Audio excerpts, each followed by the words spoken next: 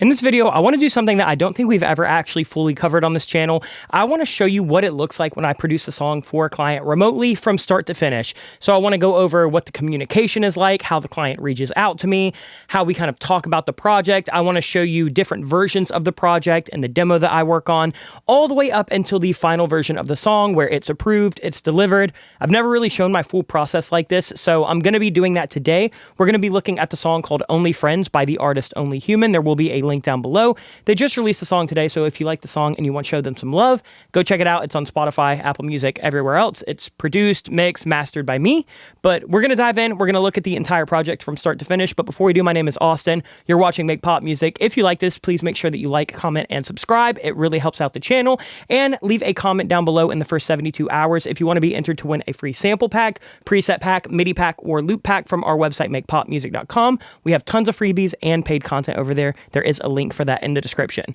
Let's actually dive in so we can talk about this project and I can show you my process when I'm producing remotely for an artist. So the first thing that I want to start with is how they actually reach out to me. So this is my website. It's just austinhull.com. And I do have a contact form so they can give me all of their information, like their name, their email address. They can select services, they can put their budget, and they can tell me a little bit about their project. Once they do that, I can kind of screen it, see if it's going to be a project that I think I'll be a good fit for. And this is kind of what the email looked like coming from the artist that we're working on today, which is Only Human. His name is also Connor. I will have his email address blurred out just so people can't be reaching out to him. But this is what the first email from him actually looked like. He was looking for a production and an engineer. He was looking to do kind of a pop rock thing like Laney, Joan, Knox, Ban Camino. So those artists are all right up my wheelhouse. It sounded really, really interesting. So then the next step is I'll basically send them a message and say, hey, the project sounds really, really interesting. Budget looks like it's going to work. Let's actually set up a phone call so we can meet a little bit more face to face. I'd love to hear more about the references, more about the project timeline. And then once we hop on that call, I get all the information that I'll need about the project in general. What they're looking to release, when they're looking to release it. Are they looking to do a single or an EP? What are some references that they really like? What are some references that they really don't like? We kind of have all of that on our phone call. And then once that's done, I just kind of let them know, hey, if you want to proceed with booking, let me know. I can send you a contract and invoice and we can dive right in at my earliest availability. So it ended up working out really well. Our call went great. We actually worked on a song before the one that we're talking about today called When We Were Younger. That is also out on Spotify right now. So if you want to go check that out, then go check it out. But for this song, I basically got a demo from him and a couple references.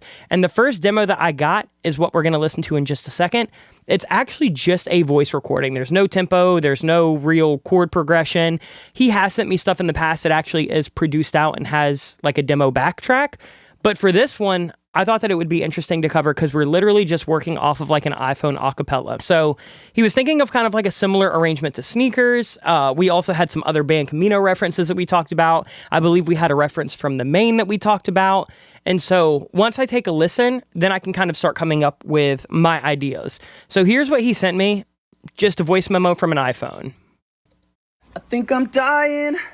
This year's been a battle, but I'm trying. Everything I've lost, I'm still reminded. It's just taking so much out of me. And if I'm honest, everything that happened, I deserve it. You and I could never be perfect, but right now that just doesn't. So that's what we have for a little verse. Then we go into kind of a pre-chorus. And all those plans went up in flames, and I fucked this up. I dug my own grave, 'cause now we're only friends and I lay awake at night just to pass the time. Then we're into kind of a hook. And then 'Cause now we're only friends and I don't hate you, but it'll never be the same. we'll go into like a second verse there. So once I had that demo, I had the references, we kind of just start with something really simple. For a first draft, I'll always try to send something that doesn't have too much going on because I want to make sure chord progression feels good, tempo feels good, sound selection and arrangement feel really good. So we kind of just started with this guitar right here. I wanted something that kind of like had that Sneakers reference, so just a nice plucky, clean guitar.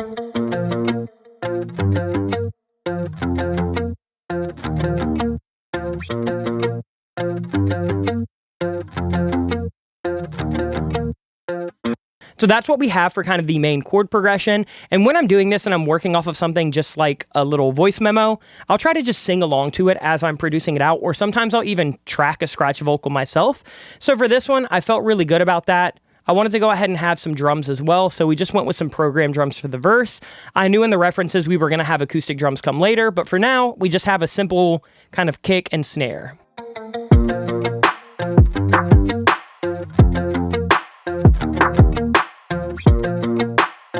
And then we layer over some synths. They're really, really not doing much. They're just kind of highlighting the chords.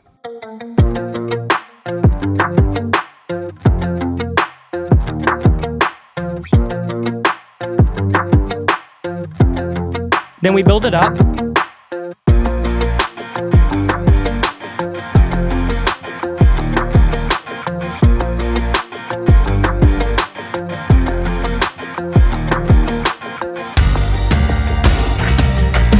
Then we're going into kind of that pre-chorus. So a big challenge when you're working on something that only has a little voice memo and it's not really to a metronome, there's no really set key or arrangement, is sometimes it's kind of hard to figure out the structure. So I remember for this one, there was a moment where I was like working on it and it felt to me like there were almost 3 hooks. I was having trouble deciphering what's a verse, what's a pre-chorus, what's a chorus, is there a post-chorus? Because when I was listening to it, for me, this was feeling like a chorus, or this was feeling like a pre-chorus. This felt like the chorus. Explosions in my head, it's like dynamite, and I just might never be alright. But I know he wanted to do a dropout chorus, and so for me, where I was getting confused is I wanted to do a big kind of full-on chorus / post-chorus, and I couldn't tell in this early demo if this was going to be his verse 2 or if this was kind of a post-chorus. The same, I worry that you occupy too much space inside. So we went back and forth for a second. He kind of laid it all out, and he was like, okay, we're going to repeat a line. I didn't leave space in the voice memo, but just basically chop it after right here. Same, I worry, we're only friends and I. Put a post-chorus right there, and then we'll come over into the verse 2 after that post-chorus. So we talked about that.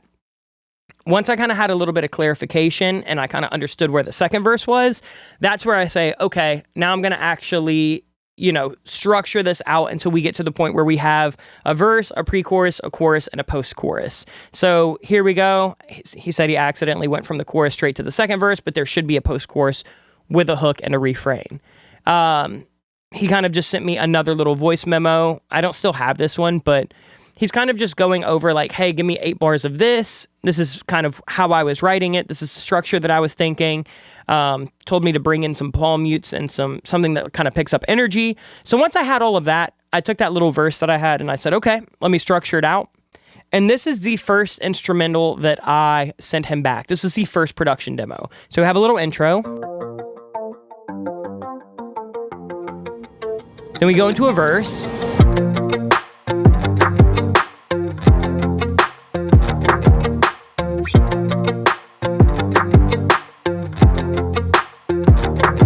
So that felt great. I sang along with it. We go into a pre-chorus where we're kind of building up this kind of drum arrangement.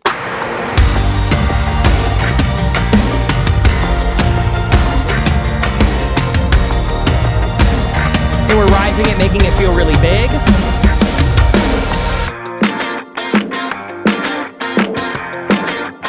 Then we're going into our kind of dropout chorus. So this has the chorus vocal over it. This has the, now we're only friends and I, da da da da da. But then we do this.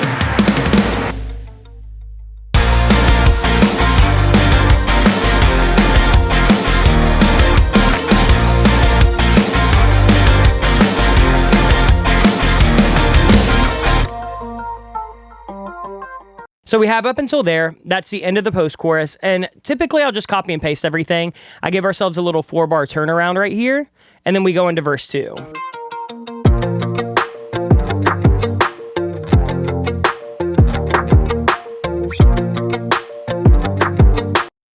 Same thing into a pre-chorus.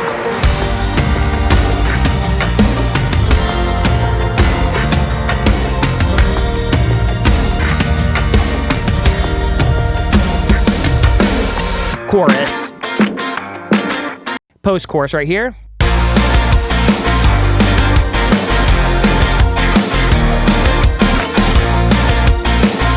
Little post-chorus B section.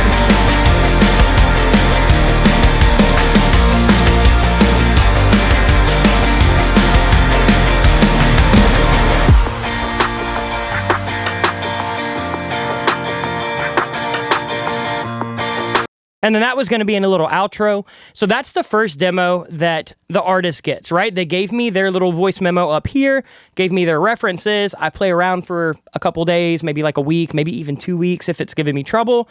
And then I'll send this back. In between him sending his early demo and me sending this first version, I will send things like little, just like phone videos. I'm like, hey, do you like this guitar? Do you like this drum? I'll kind of feel it out a little bit more step by step, and I'll go back and forth with things like text from them. And then for the big updates, that's where I'll send the emails, or I'll send them a draft where I bounce it out. And so once I sent that, here are kind of some of the notes that he gave me. Crazy, I was just thinking about the pre-chorus drum being very heavy. This sounds great. Appreciate you taking the time to get it right, even though I've been on the edge of my seat. Told him I tried a bunch of different things, tried a bunch of stuff with the structure, and then told him that I would get it back through the chorus. That's where I told you I was kind of building it up. And then paid off for sure. He was actually dealing with like a sinus infection or like a vocal infection or something like that. So he took a couple weeks to kind of rewrite some of the vocals, retrack everything. And then once I sent a full instrumental, these were the notes that I got. He just wanted a different drum fill at 115. It felt a little bit too robotic. He wanted some extra ear candy, but he liked all of the other fills. And then he just wanted some melodic structure things that just kind of will highlight one of his lines in the chorus. And I kind of knew that line because I was able to sing along to it. And then I think whatever effects you'll do on the vocals will fill it out well. The bass line that you added in the pre-chorus and the bridge is solid. So that's where we're getting this second demo right here. So notes for the first one went great, but here's where we're kind of really starting to structure it out. So this is the version that he's going to track his vocals to. And you'll hear one of the big differences really starts after the second, or after the first chorus into the second verse. We remove that little turnaround that we had earlier, and we're actually picking it up with drums and guitar.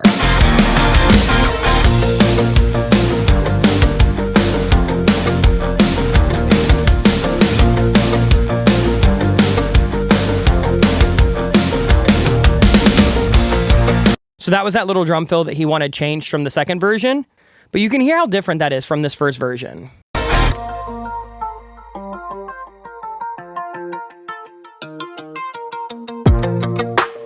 Where we literally just have a copy and paste of the first verse.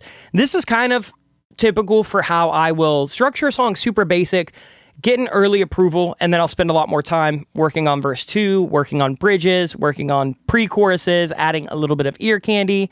So once I sent this, he went ahead and tracked vocals to it. I knew that I needed to add some extra production, some ear candy. I needed to change up that fill. But once I had that and I had all the vocals, then it was time for me to pop vocals in and really start working on what would become the final production and one of the first mixes. So once we had all of that, here's what it's looking and sounding like with his vocals. Still the same intro, nothing changed there.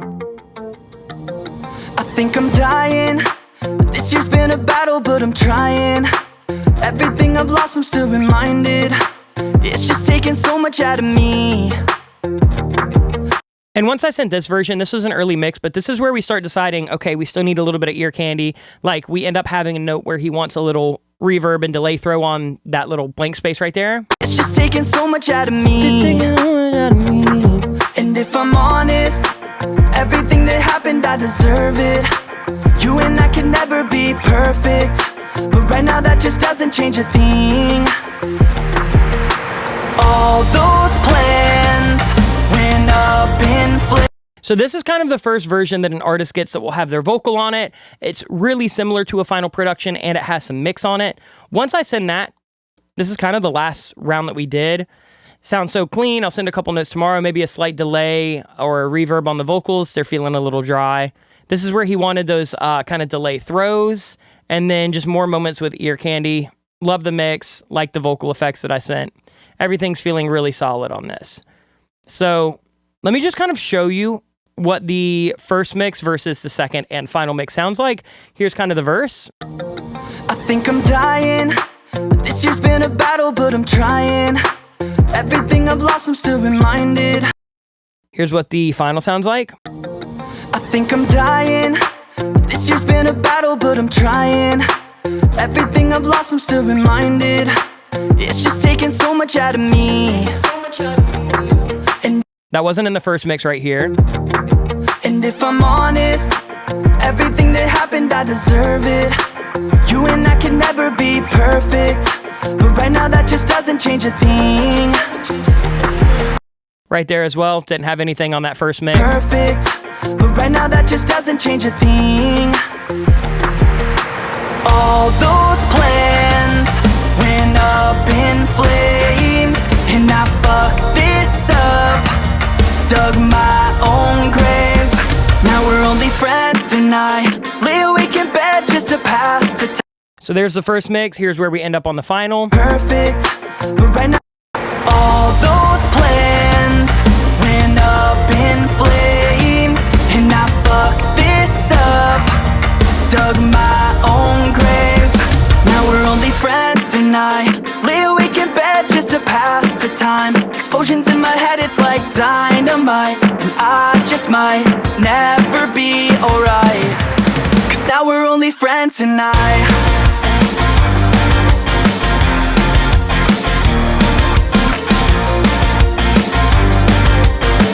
So going back and forth there, you can hear that the final has a little bit more ear candy, has a little bit more like vocal production.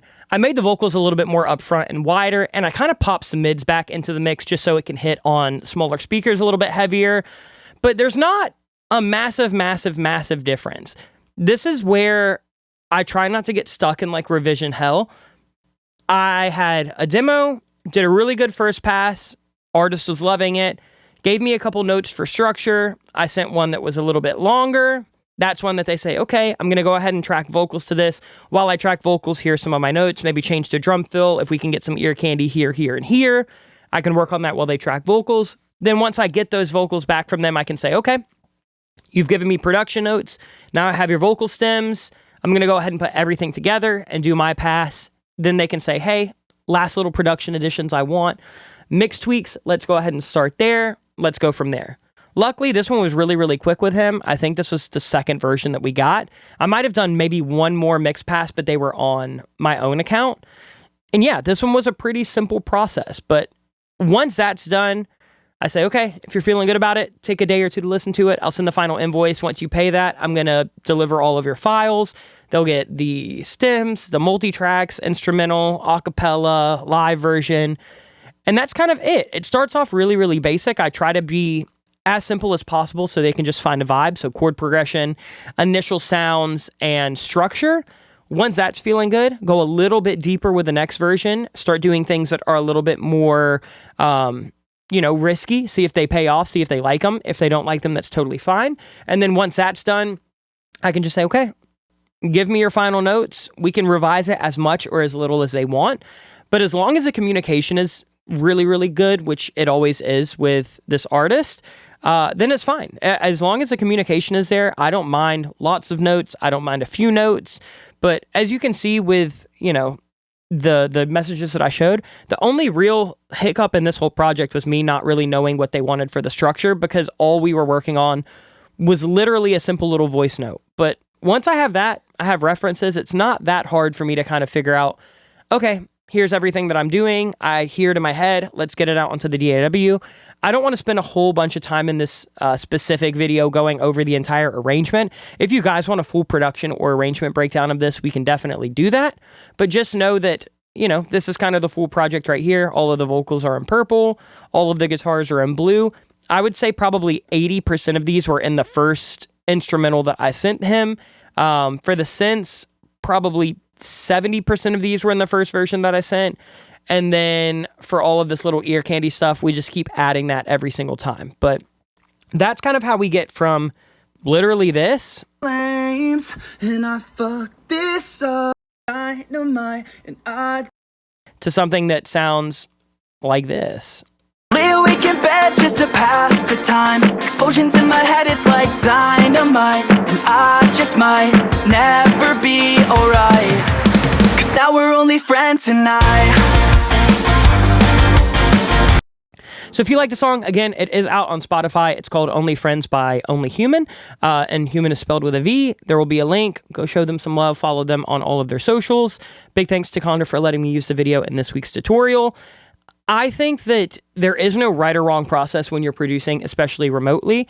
If an artist wants to hop on something like Zoom or some kind of session sharing stream, that's totally fine. If they want to just send you something that is literally just a voice memo with some chord progressions or some notes or some references, your job as a producer is to figure out the best way to get that project finished, whether that's hiring live, instrumentation that you can't do yourself, whether that is taking it in this way versus that way in terms of arrangement, whether that is stripping things down, whether that's having a tough conversation with the artist and telling them that one of their initial ideas is not really working. That just kind of comes with the more times that you produce for an artist. I've produced over 1,000 songs remotely. I've got my workflow pretty down to a T, but every artist is different, so they all want something a little bit different. You kind of have to be flexible and you have to figure out how to work with them. But hopefully this video kind of helped you understand my process. If you want to reverse engineer it and use it for yourself, I think producing remotely is so much easier than people would anticipate, but hopefully you enjoyed it. Hopefully this video was a big help. Make sure that you leave a comment in the first 72 hours if you want to win a free sample pack, preset pack, MIDI pack, or loop pack. We pick one winner every single Wednesday on our Instagram, Make Pop Music, so stay tuned over there to see if you won the giveaway. But other than that, we'll be back next week with more content, and until then, much love, peace.